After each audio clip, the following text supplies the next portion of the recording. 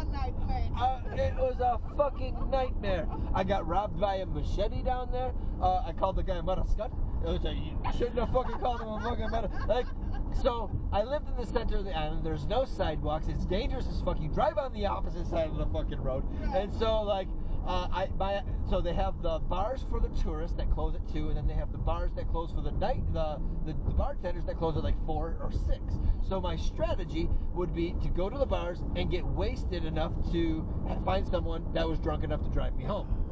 Because drinking and driving was legal down there. I don't know if it still is, but they didn't fucking give you tickets for drinking and driving down there. And so that was my ritual. Every night I would go down there and I would fucking get drunk, and someone would be drunk and drive me home. Well, this particular night, nobody wanted to drive me to the middle of the island, and so there was a apartment complex at Five Corners, which is right outside of Christiansted, but it was a good walk. You kind of have to walk through the projects because all along the coast is the projects, you know. And so I'm walking past the basketball court that I've walked past a dozen times before in the daylight, but I'm white. I look like a tourist. I'm in a fucking bathing suit and my flip-flops, and I'm walking, and there's a guy on a bicycle at the fucking thing, and I'm fucking pissed off because I'm drunk and I want to go home and I have to go to work the next day. And so I walk past him not thinking, and he's like, hey man, and he's talking cruising, like real fucking like the broken English and the strong dialect, and I'm like, I'm pissed off. I have no time for this motherfucker,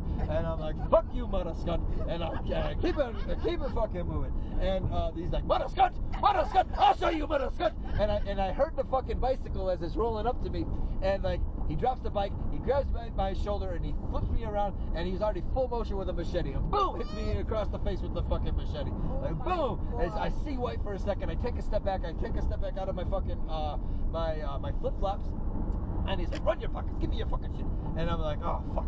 And so like I had like a $5 bag of weed, I had a pack of cigarettes, because I smoked at the time, and I had $5, so like $15 worth of stuff.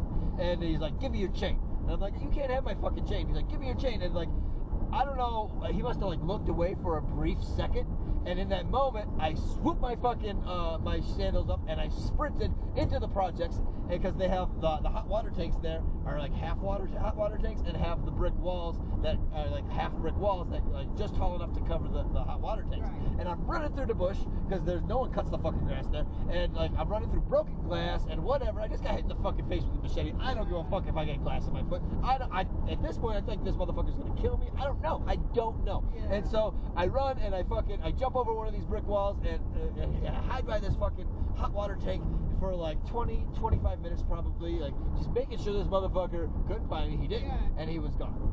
So I get up